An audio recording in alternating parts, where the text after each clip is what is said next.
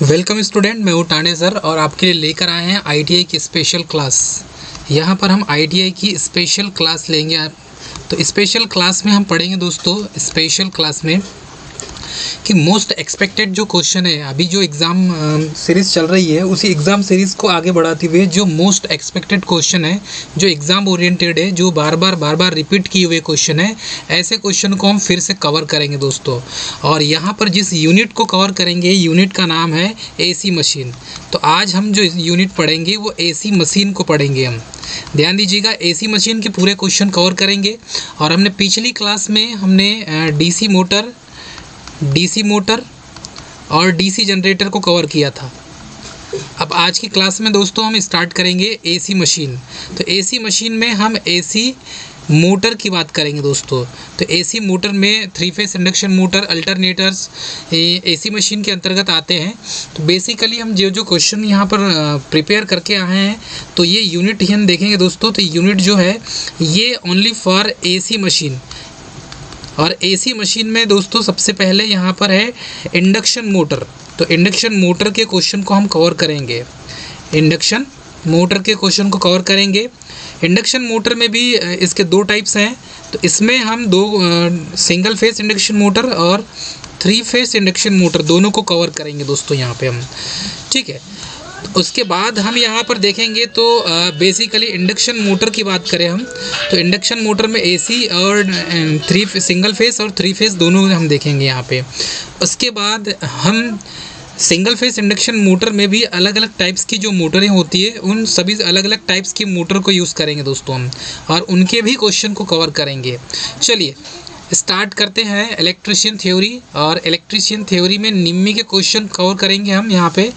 अब देखेंगे हम इसमें 3 फेस एसी मोटर और 3 फेस एसी मोटर में हम इसके मोस्ट एक्सपेक्टेड क्वेश्चन जो निम्मी के बुक से लिए गए हैं, इट मीन्स निम्मी ऐप के क्वेश्चन को हम यहाँ पर कवर करेंगे दोस्तों। निम्मी ऐप के जो क्वेश्चन है ये मोस्ट इम्पॉर्टेंट क्वेश्चन है। और निम्मी ऐप के क्वेश्चन का मेन जो आपको मिलेगा पीडीएफ हमारे टेलीग्राम चैनल पे आपको मिल सकता है। तो आप हमारे चैनल में लिंक दी हुई है, टेलीग्राम चैनल में जाके आप निम्मी ऐप के जितने भी क्वेश्चन हैं उन क्वेश्चन का सॉल्यूशन आप यहाँ पर देख सकते हैं। चलिए स्टार्ट करेंगे हम। What is the type of control circuit. तो नियंत्रण सर्किट का प्रकार क्या है। तो इनमें से ये जो कंट्रोल सर्किट बना हुआ है इसमें देखेंगे हम, तो यहाँ पर एक स्टॉप स्विच लगा हुआ है, पुश स्विच, और यहाँ पर स्टॉप और स्टार्ट के लिए पुश बटन स्विच लगा हुआ है। यहाँ से ये लाइन 1 है, मतलब सप्लाई यहाँ से जा रहा है दोस्तों। अब यहाँ पर देखें तो ये एक सिंबल दिया हुआ है, यहाँ पर AB स्विच है। अब इस स्विच से इसको, और ये लाइन L2 हो गया। और यहाँ पर जो है ट्रांजिस्टर लगा हुआ है, ये ट्रांजिस्टर है। अब यहाँ पर देखें कि ये सर्किट को हम कैसे समझेंगे कि सर्किट का मतलब क्या है। तो कौन सा सर्किट जो है कंट्रोलिंग सर्किट, किस प्रकार का कंट्रोलिंग सर्किट है, इसके बारे में यहाँ पर पूछा गया है। चलिए अब यहाँ पर देखें हम, तो फर्स्ट ऑप्शन दिया हुआ है।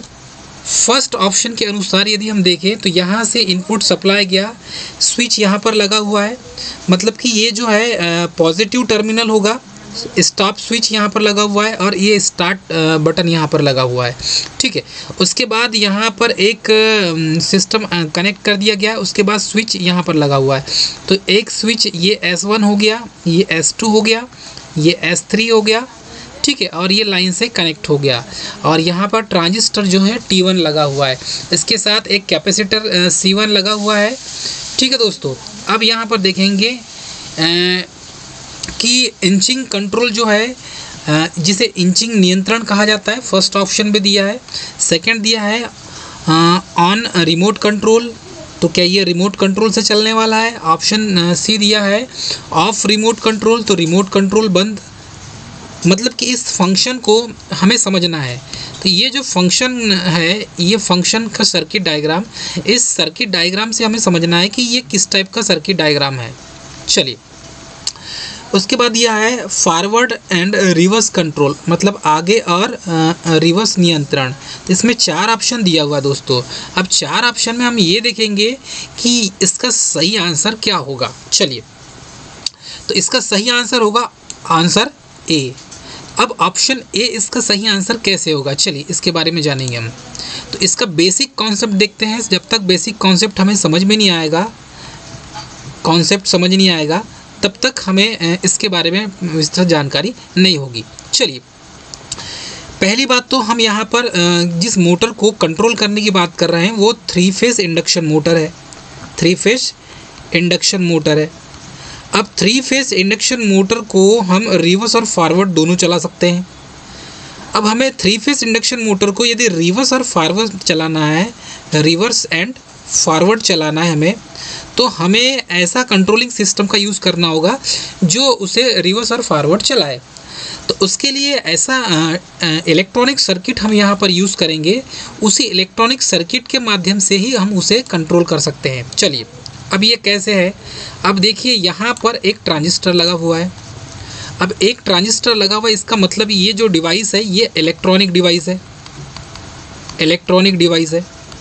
और इलेक्ट्रॉनिक डिवाइस के माध्यम से हम क्या कर रहे हैं, इसकी स्पीड को एन को कंट्रोल कर रहे हैं। तो इसे रिवर्स चलाना और फॉरवर्ड चलाने के लिए हम क्या करेंगे, इसमें स्विचिंग डिवाइस का यूज़ करेंगे। क्योंकि एक बार जो स्विच होगा उससे स्टॉप होगा, दूसरे से स्टार्ट होगा, ठीक है, फिर उसको रिवर्स करना है और फॉरवर्ड करना है। तो ये काम किसका होगा, ट्रांजिस्टर का होगा।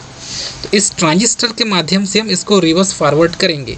तो इसका सही ऑप्शन क्या हो जाएगा दोस्तों, ये जो डिवाइस है ये इंचिंग डिवाइस है। इस कंट्रोलिंग डिवाइस जो है ना, इसे कहते हैं इंचिंग डिवाइस।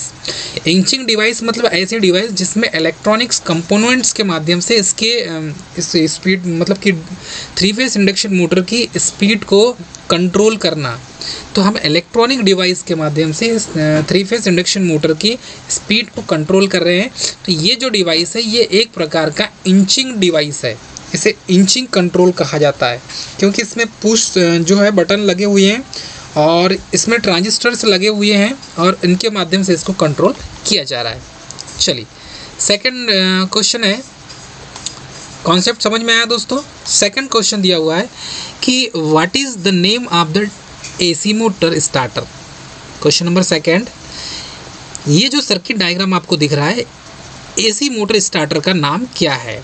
चलिए, यहाँ पर RYB ये लाइन 1 है तो RY और AB, L1 L2 और L3 ये लाइन है और 3 फेज सप्लाई है। इसे क्या कहेंगे हम, 3 फेज सप्लाई। अब 3 फेज सप्लाई के माध्यम से हम यहाँ पर इस स्टार्टर का कंट्रोल करेंगे। तो ये स्टार्टिंग में स्टार और डेल्टा टाइप का होगा। यहाँ साफ लिखा हुआ है, देखो स्टार्ट एंड रन। तो ये रन होगा और ये क्या हो जाएगा, स्टार्ट हो जाएगा। अब यहाँ पर देखेंगे कि इसका जो हैंडल है स्टार्टिंग में स्टार्ट कंडीशन में होगा, देन मोटर जब रन हो जाएगी मतलब घूमने लगेगी तो रनिंग कंडीशन हो जाएगी। तो इसीलिए इसको स्टार्टिंग कंडीशन कहा जाता है और इसे रनिंग कंडीशन कहा जाता है। अब इसका कॉन्सेप्ट ये है कि ये जो स्टार्टर है, ये जो डायग्राम है दोस्तों, ये मोटर है और इसी मोटर को हम यहाँ पर चलाएंगे। तो ये कौन सी मोटर है, 3 phase induction motor, 3 phase induction motor. अब यही 3 फेज इंडक्शन मोटर को हमें चलाना है तो इसमें भी इसका जो रोटर पार्ट होता है वो स्टार कनेक्शन में होता है। ध्यान दीजिएगा, जो रोटर में जो वाइंडिंग है वो स्टार कनेक्शन दिख रहा है आपको। अब यहाँ पर 3 फेज इंडक्शन मोटर में इसे स्टार्ट करने के लिए हम जो स्टार्टर यूज़ कर रहे हैं वो स्टार्टिंग में यहाँ पर देखने पर स्टार और जो है रनिंग कंडीशन में रन दिख रहा है। अब इसका मैकेनिज्म ऐसा होगा कि ये सर्किट डायग्राम किसका है, तो 3 फेज इंडक्शन मोटर को स्टार्ट करने के लिए ये स्टार्टर का सर्किट डायग्राम है। अब यही हमें पता करना है कि ये कौन सा स्टार्टर है। चलिए, 4 ऑप्शन देखते हैं। 4 ऑप्शन में हम देखेंगे, फर्स्ट ये है DOL starter, direct online starter. DOL का फुल फॉर्म क्या हो जाएगा दोस्तों, DOL it means direct online starter. Clear है। अब ये जो डायरेक्ट ऑनलाइन स्टार्टर है ये डायरेक्ट कनेक्ट होता है 3 फेज इंडक्शन मोटर से। अब इसमें देखेंगे सेकंड दिया हुआ है ऑटो ट्रांसफार्मर स्टार्टर। तो यदि आपको पूछा जाए कि 3 फेस इंडक्शन मोटर में कितने प्रकार के जो है स्टार्टर यूज़ किए जाते हैं, तो यहीं से इसी क्वेश्चन से हम इसी चारों ऑप्शन से हम समझ सकते हैं। फर्स्ट हो गया डायरेक्ट ऑनलाइन स्टार्टर, सेकंड हो जाएगा auto transformer starter, and third हो जाएगा semi automatic star delta starter, और फोर्थ हो जाएगा fully automatic star delta starter. तो 4 स्टार्टर इसमें यूज़ करेंगे। चारों स्टार्टर में से इस सर्किट डायग्राम को देख के हमें पता करना है कि ये किस टाइप का स्टार्टर है। तो यहाँ पर ये जो स्टार्टर है दोस्तों, ये इसका हैंडल दिया हुआ है और यहाँ पर कॉइल्स लगी हुई है। देखो यहाँ पर लगी हुई है OLC ओवरलोड कॉइल लगी हुई है। यहाँ पर भी OLC लगी हुई है दोस्तों, ओवरलोड कॉइल लगी हुई है। और यहाँ पर स्टार्टिंग में रेजिस्टेंस लगे हुए हैं। जो स्टार्टिंग में आर्मेचर जो करंट है, इट मीन्स फील्ड वाइंडिंग और आर्मेचर की वाइंडिंग मतलब रोटर वाइंडिंग की जो करंट है, उस रोटर वाइंडिंग की करंट को लिमिट करने के लिए यहाँ रेजिस्टेंस लगाया गया है प्राइमरी रेजिस्टेंस के रूप में। तो ये जो सर्किट डायग्राम है, ये ऑटो ट्रांसफार्मर स्टार्टर का सर्किट डायग्राम है दोस्तों। तो इसका सही आंसर हो जाएगा ऑप्शन बी।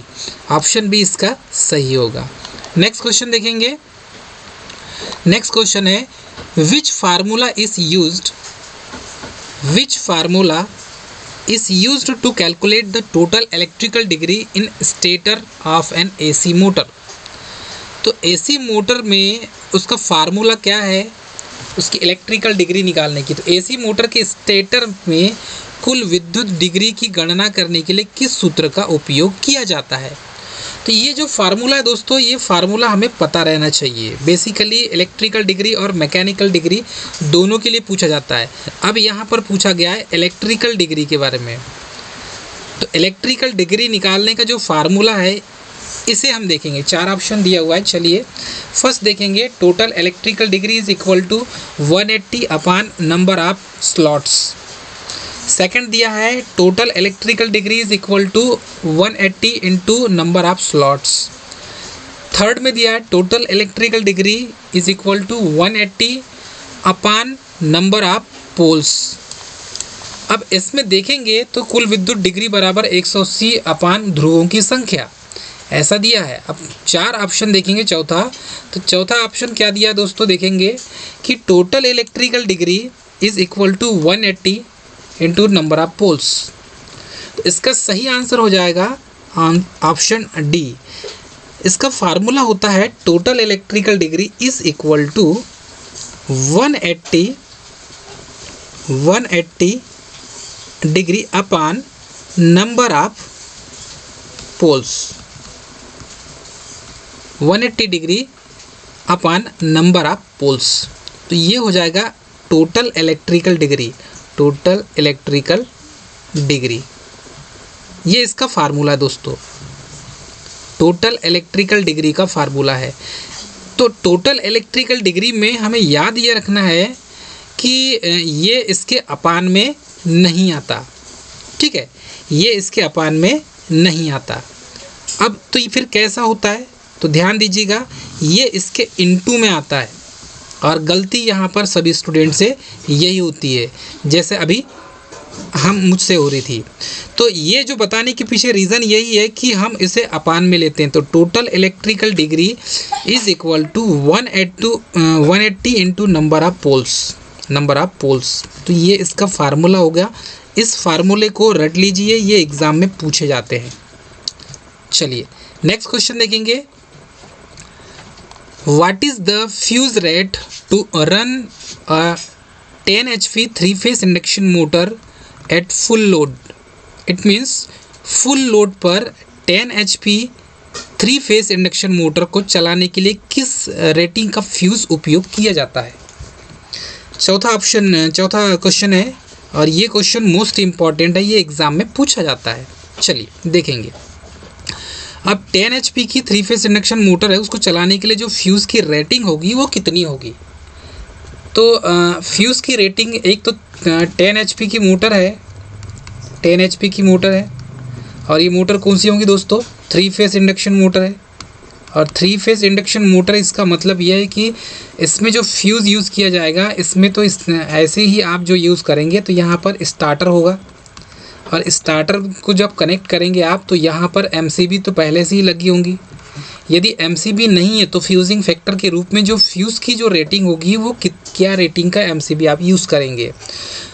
जो MCB आप यूज़ करेंगे इसमें, उसमें करंट की रेटिंग कितनी होगी, कितने एम्पियर की करंट फ्लो होगी उसमें, इसके बारे में पूछा गया है। तो प्राइमरी रूप से हम देखें तो 10 एम्पियर, 15 एम्पियर, 25 एम्पियर, 13 एम्पियर। तो इस तरीके से हम देखें, और 10 HP की मोटर है तो इसमें फुल लोड की कंडीशन में करंट ज़्यादा कैरी करती है। 3 phase induction motor full load की कंडीशन में करंट ज़्यादा कैरी करती है दोस्तों। तो इसका सही आंसर हो जाएगा ऑप्शन सी, क्योंकि ये जो फुल लोड की कंडीशन में 10 HP की मोटर है तो लगभग 25 एम्पियर करंट कैरी करेगी। नेक्स्ट क्वेश्चन देखेंगे, what is the name of contact marked as a X. तो क्वेश्चन नंबर 5 में दिया है, संपर्क का नाम क्या है जिसे एक्स के रूप में दर्शाया गया है। इसमें 4 ऑप्शन दिए हुए हैं। फर्स्ट, इसको अभी ये जो है सर्किट डायग्राम देखेंगे, यहाँ पर ये फ्यूज़ है, ठीक है, ये स्विच ये हो जाएगा S2, ये S1, ये S2, उसके बाद ये पुश स्विच है, ये दोनों पॉइंट को टच करता है। उसके बाद यहाँ पर रिले दिया हुआ है, ये रिले है, ठीक है, और ये वोल्टेज कॉइल है, इसके बोलेंगे no volt coil, NVC, no volt coil, ठीक है, और ये न्यूट्रल है, ये L1 लिखा है मतलब कि फेस है, ठीक है, ये फेस का टर्मिनल है और फेस के टर्मिनल्स में ही फ्यूज़ को कनेक्ट किया जाता है उसके सीरीज़ में। स्विच भी फेस में ही जुड़ा होता है ऑब्वियसली है। फिर उसके बाद स्विच, ये भी एक पुश स्विच है तो ये इसमें भी फेस जुड़ा होगा। अब ये जो स्विच है यहाँ पर दिख रहा है आपको, इसी के बारे में बताना है, ये स्विच क्या है। और ये तो रिले है, रिले लगा हुआ है, और ये नो वोल्ट कॉइल है, ठीक है, और ये न्यूट्रल पॉइंट है। अब देखेंगे 4 ऑप्शन में कि ये वाला स्विच दिया है जो एक्स के रूप में हमें उसको रिप्रेजेंट करना है, इसका नाम क्या है, मतलब संपर्क का नाम क्या है जिसे एक्स के रूप में दर्शाया गया है। ऑप्शन ए है स्टार कॉन्टैक्ट, ऑप्शन बी है डेल्टा कॉन्टैक्ट, ऑप्शन सी दिया ऑक्सिलरी कॉन्टैक्ट, और ऑप्शन डी दिया है ओवरलोड रिले कॉन्टैक्ट। तो स्टार कॉन्टैक्ट में तो आप देखेंगे तो स्टार बनेगा, डेल्टा में डेल्टा बनेगा, ठीक है दोस्तों। अब यहाँ पर देखेंगे तो इसमें जो कॉन्टैक्ट है, एक कॉन्टैक्ट ऊपर लगा हुआ है, ये ऊपर की ओर लगा हुआ है, और ये कॉन्टैक्ट नीचे की ओर लगा हुआ है। इट मीन्स यदि ये कॉन्टैक्ट खराब हो जाए तो ये कॉन्टैक्ट क्या करेगा, काम करेगा। मतलब ऊपर वाला यदि कॉन्टैक्ट बंद हो जाए तो नीचे वाला जो कॉन्टैक्ट है, या इसे कह सकते हैं आप स्विच, ये क्या करेगा, चालू रहेगा, मतलब ये काम करेगा। इट मीन्स ये एक्स्ट्रा हो गया नीचे वाला, तो इसे क्या कहेंगे हम, ऑक्सिलरी कॉन्टैक्ट कहेंगे। क्लियर है, समझ में आ रहा है सभी को। नेक्स्ट क्वेश्चन देखेंगे, what is the type of AC motor starter windings. तो स्टेटर की जो मोटर की वाइंडिंग है, AC मोटर में स्टेटर वाइंडिंग का क्या प्रकार है। अब ये जो डायग्राम आपको दिख रहा है, ये सर्किट डायग्राम, इस सर्किट डायग्राम को देख के आप क्या पता लगा सकते हैं, ये बताना आपको। ये सर्किट डायग्राम यहाँ पर देखेंगे तो ये लेप वाइंडिंग है या वेव वाइंडिंग है। तो मैंने आपको बताया था कि लेप वाइंडिंग का डायग्राम कैसा बनता है। तो सबसे पहले चलिए देखिए, हम लेप वाइंडिंग की वेव वाइंडिंग की बात करते हैं। तो ये वेव वाइंडिंग का इस टाइप से सर्किट डायग्राम बनता है।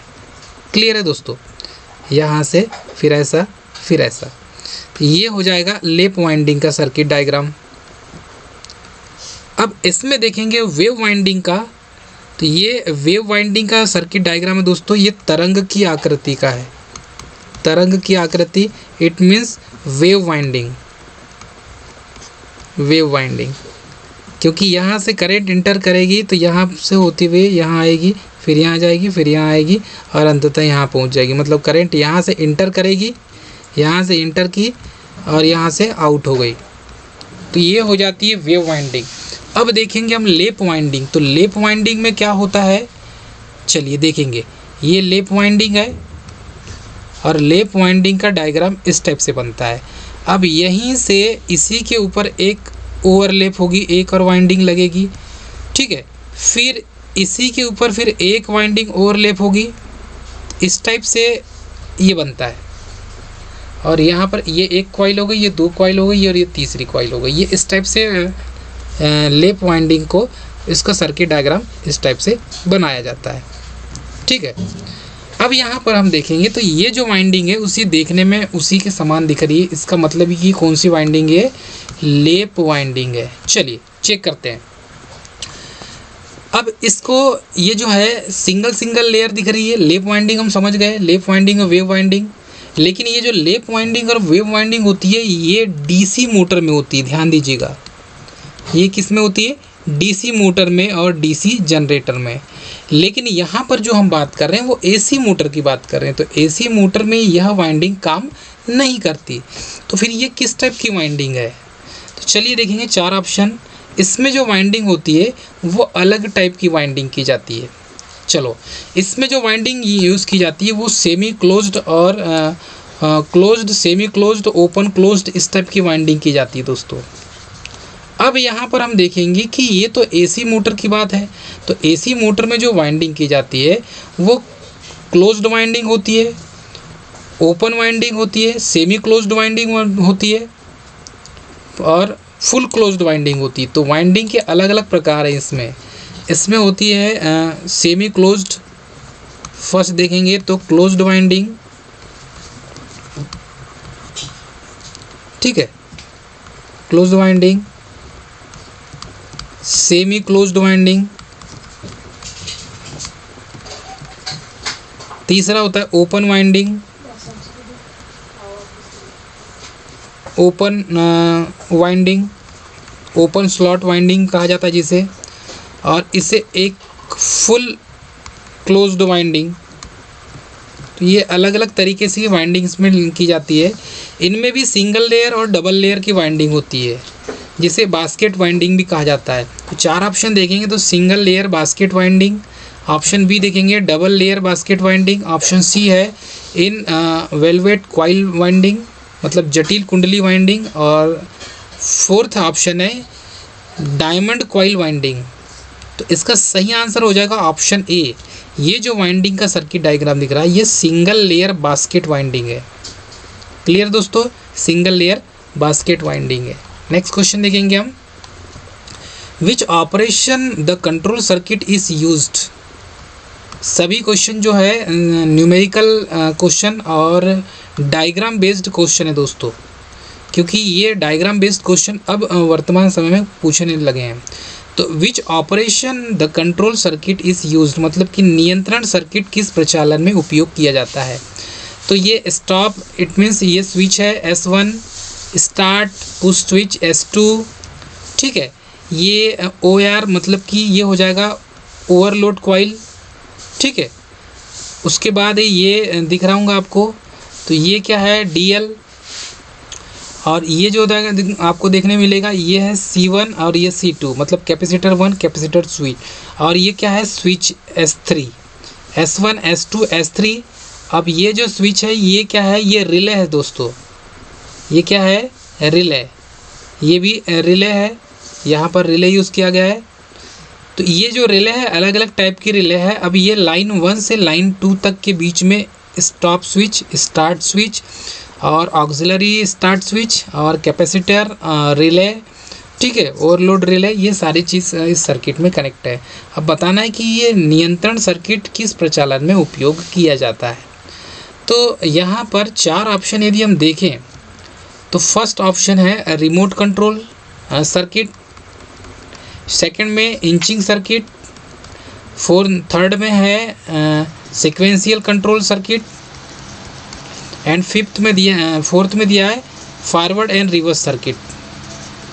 तो ये 4 सर्किट दिए हुए हैं, चारों में से इसका सही आंसर हो जाएगा ऑप्शन बी, क्योंकि सर्किट इसके पहले भी हमने देखा था, ये इंचिंग सर्किट है, इंचिंग सर्किट, जिसमें इलेक्ट्रॉनिक डिवाइसों के द्वारा स्पीड को कंट्रोल किया जाता है। तो इलेक्ट्रॉनिक डिवाइस जहाँ पर लगे होंगे, इलेक्ट्रॉनिक्स कंपोनेंट्स जहाँ पर लगे होंगे, तो आपको समझना है कि ये जो डिवाइस होगा, ये जो सर्किट होगा, ये इंचिंग सर्किट होगा। इंचिंग सर्किट इसलिए कहा जाता है क्योंकि ये पीसीबी प्लेट के ऊपर फैब्रिकेट किया जाता है, प्रिंटेड सर्किट बोर्ड के ऊपर फैब्रिकेट किया जाता है। It means PCB means printed circuit board. इसके ऊपर इंचिंग करके छोटे छोटे इलेक्ट्रॉनिक डिवाइसों को, कंपोनेंट्स को उसमें फैब्रिकेट किया जाता है और उससे स्पीड को कंट्रोल किया जाता है। नेक्स्ट क्वेश्चन देखेंगे हम, what is the synchronous speed of AC 3-phase induction motor having 6 poles at a frequency of 50 hertz. It means 50 hertz आवृत्ति पर 6 ध्रुव वाले 6 पोल वाले AC 3-phase इंडक्शन मोटर की सिंक्रोनस स्पीड क्या होगी। तो इसमें NS निकालना है दोस्तों, सिंक्रोनस स्पीड क्या होगी। तो आप इस तरीके से निकाल सकते हैं, NS इक्वल 120 F/P, ये फार्मूला इसका। इसमें वैल्यू रखेंगे आप तो 120 इंटू F दिया हुआ है 50 हर्ट्ज फ्रीक्वेंसी, एंड पोल दिया हुआ है इसमें 6 पोल। तो इसमें इसको कैंसिल कर दीजिए, 6 2 12, ये 20 टाइम्स चला जाएगा, कैंसिल हो जाएगा, और ये 5 25 हो जाएगा दोस्तों, और 2 0 लगा देंगे तो RPM कितना निकल जाएगा इसमें। चलिए इसका कैलकुलेशन करके हम इसको निकालते हैं। तो यहाँ पर 5 2 10, ठीक। इसका सही आंसर क्या हो जाएगा, 5 2 10। इट मीन्स 1000 RPM निकलेगा, 1 2 3 इतना RPM निकलेगा, ठीक है दोस्तों। तो इसका सही आंसर देखेंगे 4 ऑप्शन में से ये निकल जाएगा, 1000 RPM जिसमें लिखा हुआ है, ऑप्शन बी इसका सही होगा। नेक्स्ट क्वेश्चन देखेंगे, calculate the percentage slip in 3-phase induction motor having a 6 poles with a frequency of 50 Hz rotating with actual speed 960 RPM। It means 3-phase induction motor में प्रतिशत स्लिप की गणना करें जिसमें 50 हर्ट्ज की फ्रीक्वेंसी के साथ 6 पोल होते हैं जो 960 RPM की वास्तविक गति के साथ घूमते हैं। तो हम ऐसा निकाल सकते हैं, NS इक्वल 120 F/P से इससे निकाल सकते हैं। हमारे पास दिया हुआ है, फ्रीक्वेंसी दी हुई है हमारे पास, कितनी दी हुई है, NS का मान हमें निकालना है। तो हमें क्या निकालना है, इसमें निकालना है 3-phase इंडक्शन मोटर में प्रतिशत स्लिप की गणना कर रहे हैं, हमें S निकालना है। तो slip S is equal to क्या निकालेंगे, देखो S is equal to NS minus NR, this is called slip S, this is called slip S। तो पर स्लिप जो निकालना है हमें, ये स्लिप आप यहाँ से निकाल सकते हैं। तो इसके लिए हमें क्या करना होगा, हमारे पास दिया हुआ है NS निकालना है। सबसे पहले तो NS निकालेंगे तो 120 इंटू F कितना दिया है, 50 हर्ट्ज दिया है, और फ्रीक्वेंसी और इसमें क्या दिया है, पोल 6 पोल दिया है, ठीक है। तो कैलकुलेशन करेंगे तो इसमें कितना निकलेगा दोस्तों, ये 20 टाइम्स हो जाएगा, इट मीन्स 1000 RPM निकलेगा। अब S इज इक्वल टू निकालेंगे तो NS हमारे पास 1000 हो गया, माइनस NR हमारे पास कितना दिया है, 960 दिया हुआ है दोस्तों। तो S इधर निकल जाएगा 960, ये 40 हो जाएगा, ठीक है दोस्तों। स्लिप कितना निकल गया, 40 निकल गया हमारे पास। तो अब इसमें 40 निकल गया है तो इसका अपान 100 कर देंगे, तो ये 0 से 0 कैंसिल हो जाएगा, 2 2 4, 2 5 10, ठीक है। अब यहाँ पर भाग नहीं जाएगा इसमें, तो हम क्या करेंगे, इसमें 1 0 बढ़ा देंगे, तो 5 क्या हो जाएगा, 20। तो S स्लिप S कितना निकल जाएगा, 4%। तो इसका सही आंसर क्या हो जाएगा दोस्तों, स्लिप S का परसेंट कितना निकल जाएगा, 4%। तो इस तरीके से कैलकुलेशन करके आप निकाल सकते हैं। मैं उम्मीद करता हूँ कि आपको समझ में आ रहा होगा। यदि जहाँ समझ में ना आए तो आप कमेंट सेक्शन में हमें कमेंट्स कर सकते हैं। दोस्तों हमारे चैनल को सब्सक्राइब करना ना भूलें अवश्य सब्सक्राइब करें, क्योंकि इसके बाद हम ITI TO को क्लास लेकर आने वाले हैं। ITI TO की क्लास हम इसके टारगेट बेच लेके आएंगे और व्यापम सब इंजीनियर की भी बेच लेके आएंगे दोस्तों आपके लिए। उसमें टोटल MCQ क्वेश्चन होंगे और MCQ क्वेश्चन न्यूमेरिकल क्वेश्चन को ज़्यादा कवर करेंगे, क्योंकि सबसे ज़्यादा वहीं से क्वेश्चन पूछे जाते हैं। चलिए, व्हाट इज़ नेक्स्ट क्वेश्चन देखें, question number 10। What is the rotor frequency of 3 phase squirrel cage induction motor at the times of starting? It means 3 phase squirrel cage प्रेरण मोटर की आवृत्ति क्या है, फ्रिक्वेंसी क्या है। हम फ्रिक्वेंसी चेक करना है हमें, तो फर्स्ट ऑप्शन देखेंगे, equal to the supply frequency, आपूर्ति की आवृत्ति के बराबर। ऑप्शन बी दिया है आपूर्ति आवृत्ति से 3 गुना कम। ऑप्शन सी दिया है आपूर्ति आवृत्ति से 3 गुना अधिक। और ऑप्शन डी दिया है 3 times less than supply frequency, it means आपूर्ति की आवृत्ति से 3 गुना कम। अब यहाँ पर 3 phase squirrel cage induction motor के रोटर की बात की गई है। तो 3 phase squirrel cage induction motor की बात की गई है और उसमें रोटर की फ्रिक्वेंसी की बात की गई है। तो दोस्तों रोटर की फ्रिक्वेंसी जो है, ये जो रोटर की फ्रिक्वेंसी होती है ये equal to the supply frequency के बराबर होता है। तो rotor frequency FR is equal to rotor frequency FR is equal to supply frequency. तो इसका सही आंसर हो जाएगा 3 phase squirrel cage induction motor की रोटर की फ्रिक्वेंसी सप्लाई फ्रिक्वेंसी के बराबर होती है। तो rotor frequency is equal to supply frequency. इसे आपको याद रखना है, ये क्वेश्चन मोस्ट इम्पॉर्टेंट है, स्टार लगा लीजिए। एग्ज़ाम में, बहुत सारे एग्ज़ाम में ये पूछा गया है। लास्ट टाइम ITI TO के एग्ज़ाम में भी ये क्वेश्चन आया हुआ था। चलिए, which type of test is conducted using internal growler in AC motor windings? It means AC motor winding में इंटरनल ग्राउलर का उपयोग करके किस प्रकार का टेस्ट किया जाता है? दोस्तों क्वेश्चन का पैटर्न आपको समझ में आ रहा है। अब इसमें कॉन्सेप्ट समझेंगे, बेसिक कॉन्सेप्ट इसका क्या है कि ग्राउलर कहाँ उपयोग किया जाता है।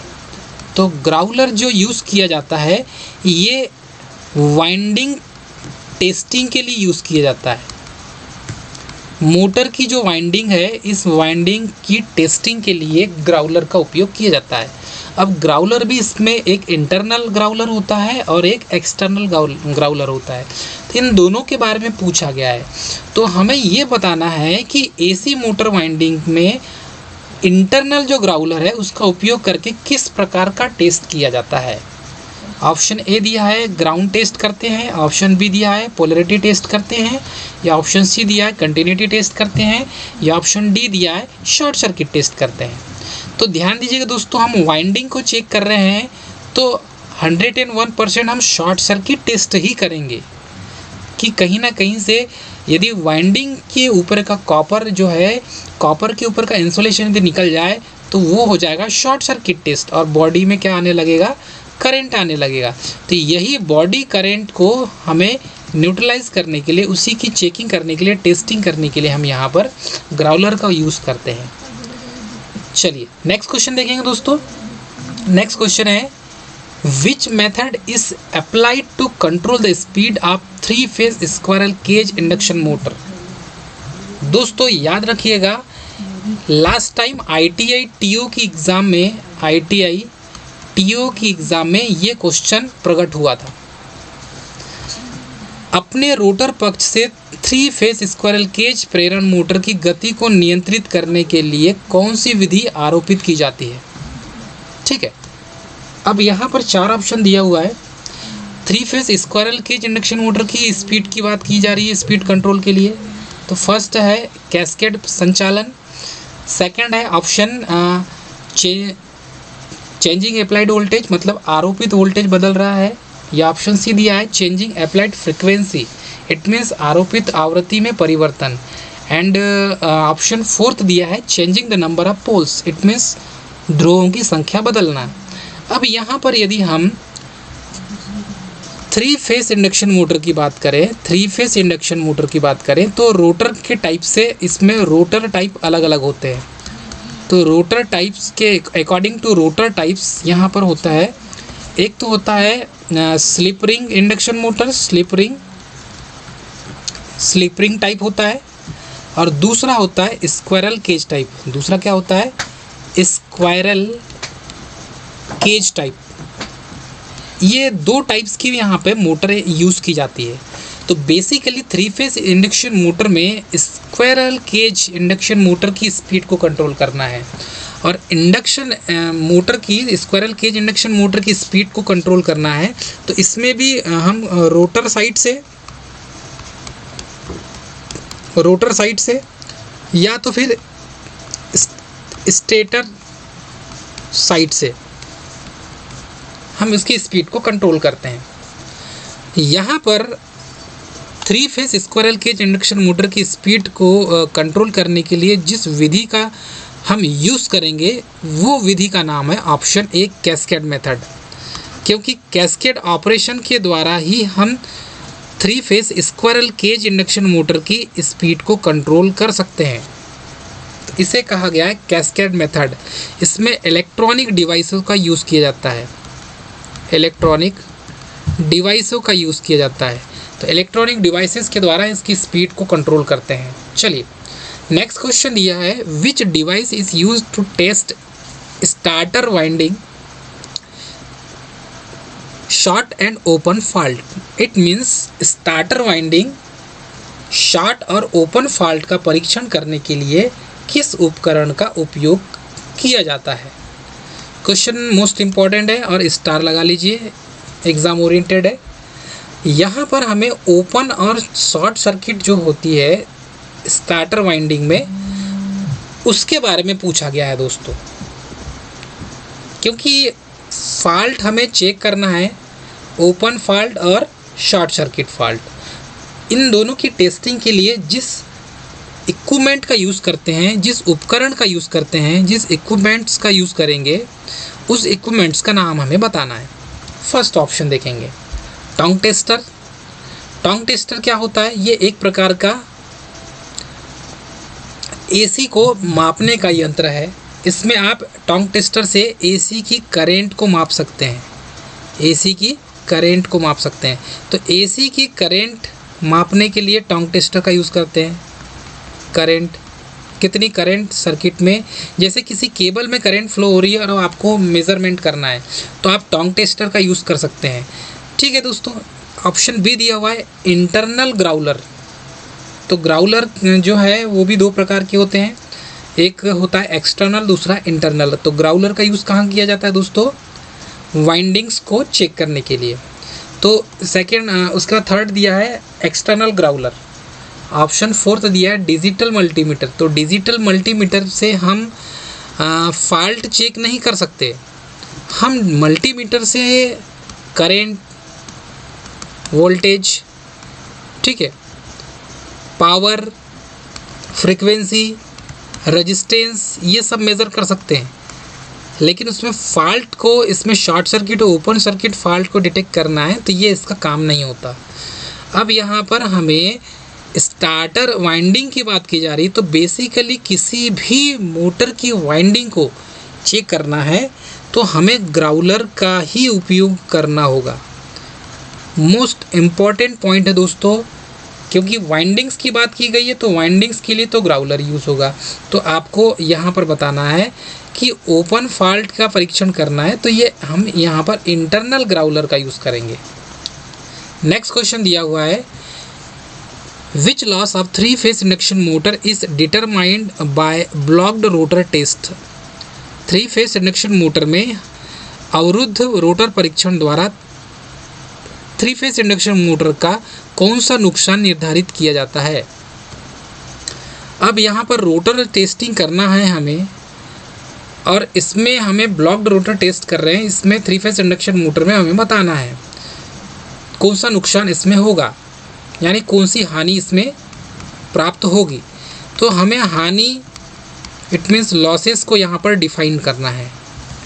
तो ब्लॉक्ड रोटर टेस्ट जब भी करेंगे हम, तो यहाँ पर देखेंगे कॉपर लॉस ही होगा ब्लॉक्ड रोटर टेस्ट में। इसका सही आंसर हो जाएगा दोस्तों ऑप्शन ए। वैसे इसमें 4 ऑप्शन दिया हुआ है, चलो चारों ऑप्शन को देखते हैं। किसी भी मोटर में लॉसेस तो होंगे ही, आपको पता है। फ्रैक्शन लॉस होगा ही, कंपलसरी है किसी भी मोटर में। कॉपर लॉस होगा ही, हिस्टेरिसिस लॉस भी होगा, एडी करंट लॉस भी होगा दोस्तों। लेकिन यहाँ पर बोला गया है कि ब्लॉक्ड रोटर टेस्ट के समय की बात, इसीलिए रोटर टेस्टिंग करेंगे तो कॉपर लॉस ज़रूर होगा, क्योंकि रोटर में जो वाइंडिंग की जाती है वो कॉपर वाइंडिंग होती है, और कॉपर वाइंडिंग के कारण ही यहाँ पर ब्लॉक्ड रोटर टेस्ट करेंगे, तो हमें आंसर लगाना होगा कॉपर लॉस को। नेक्स्ट क्वेश्चन देखेंगे, what is the purpose of using thermal cutout in addition of fuse in AC motor circuit? It means AC motor circuit में फ्यूज के अलावा थर्मल कटआउट का उपयोग करने का उद्देश्य क्या है, इसका कारण क्या है, पर्पस क्या है, ये बताना है हमें। 4 ऑप्शन दिए हुए हैं। पहली बात तो मैं आपको कॉन्सेप्ट बताऊं। यदि कॉन्सेप्ट की बात करें दोस्तों, तो किसी भी मोटर में हम फ्यूज इसलिए इंस्टॉल करते हैं कि यदि करंट की रेटिंग बढ़ जाए तो उसकी वाइंडिंग खराब होने से, जलने से बच जाए। इसीलिए हम यहाँ पर किसका यूज़ करते हैं, फ्यूज सर्किट का यूज़ करते हैं। अब यहाँ पर थर्मल यदि कटआउट का यूज़ भी किया जा रहा है, जो ऑक्सिलरी कह सकते हैं कि ऑक्सिलरी सपोर्ट के लिए या ऑक्सिलरी प्रोटेक्शन के लिए हम यहाँ पर दो थर्मल कटआउट का यूज़ कर रहे हैं। इससे मोटर को यदि ज़्यादा हीट होती है तो थर्मल कटआउट भी वहाँ से कटआउट हो जाएगा और सर्किट को अलग अलग कर देगा। चलिए 4 ऑप्शन देखेंगे। Protect from the heavy load, भारी लोड से रक्षा करने के लिए। Protect again the high voltage, option B दिया है, हाई वोल्टेज से बचाने के लिए। एंड ऑप्शन सी दिया है, अलाउ द कंटिन्यूस ओवरलोडिंग, मतलब लगातार ओवरलोडिंग की अनुमति के लिए। नेक्स्ट दिया है protect against dead short circuit, मतलब कि मृत शॉर्ट सर्किट से बचाने के लिए। तो थर्मल कटआउट का मेन उद्देश्य होता है मेरे दोस्तों कि अलाउ द कंटिन्यूस ओवरलोडिंग, मतलब लगातार ओवरलोडिंग की अनुमति के लिए हम थर्मल कटआउट का यूज़ करते हैं।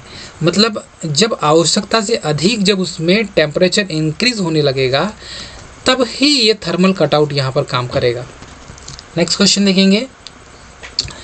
नेक्स्ट क्वेश्चन है व्हाई प्रिपेयरिंग, ये क्वेश्चन दोस्तों आपके लिए है। व्हाई रिवाइंडिंग प्रक्रिया में वार्निश से पहले मोटर के लिए प्री हीटिंग क्यों आवश्यक होता है, मतलब कि वाइंडिंग करने के पहले हम उसको अलग से हीटिंग क्यों देते हैं, हीटेड क्यों करते हैं। चलिए ये क्वेश्चन ऑफ द डे है, और क्वेश्चन ऑफ द डे में दोस्तों इसका आंसर आपको बताना है। Why pre heating is necessary for motor before varnishing in rewinding process. तो किसी भी मोटर की जो सेकेंड बार उसकी वाइंडिंग की जाती है, चाहे कोई भी मोटर हो दोस्तों, एक बार मोटर आपने यूज़ किया, मार्केट से ख़रीद के ला लिया, उसे यूज़ कर लिया, अब बाय द वे किसी कारणवश उसकी वाइंडिंग जल गई, तो हम क्या करते हैं, उसके अंदर की पूरी कॉइल्स को तो निकालते हैं, बट हम क्या करते हैं, रिवाइंडिंग की प्रोसेस कर रहे हैं। कौन सी प्रोसेस दोस्तों, रीवाइंडिंग की। और रीवाइंडिंग की जब प्रोसेस की जाती है तो ये रीवाइंडिंग की प्रोसेस में हम दोस्तों हम उसे प्री हीटिंग क्यों देते हैं, और प्री हीटिंग देने के पीछे हमारा उद्देश्य क्या होता है। तो 4 ऑप्शन देखेंगे। वाइंडिंग में वार्निश को जल्दी से सुखाने के लिए, ऑप्शन बी वाइंडिंग में वार्निश के आसान प्रवाह के लिए, और ऑप्शन सी दिया है इंसुलेशन प्रतिरोध मूल्य बढ़ाने के लिए, एंड ऑप्शन डी दिया है वाइंडिंग परतों के बीच नमी को बाहर करने के लिए। तो दोस्तों ये 4 ऑप्शन दिया है, चारों ऑप्शन में इसका आंसर क्या होगा आप कमेंट सेक्शन में जाइए और हमें कमेंट करके दोस्तों इसका आंसर आप भेजिए। जितने स्टूडेंट देख रहे हैं उन्होंने थंब को प्रेस नहीं किया है तो आप लाइक कर दें और सब्सक्राइब कर दें चैनल को, क्योंकि दोस्तों इसकी जितनी भी सीरीज़ हैं सभी सीरीज़ को हम कवर करेंगे। तो यूनिट वाइज हम टॉपिक वाइज इसकी सीरीज़ को कवर करेंगे।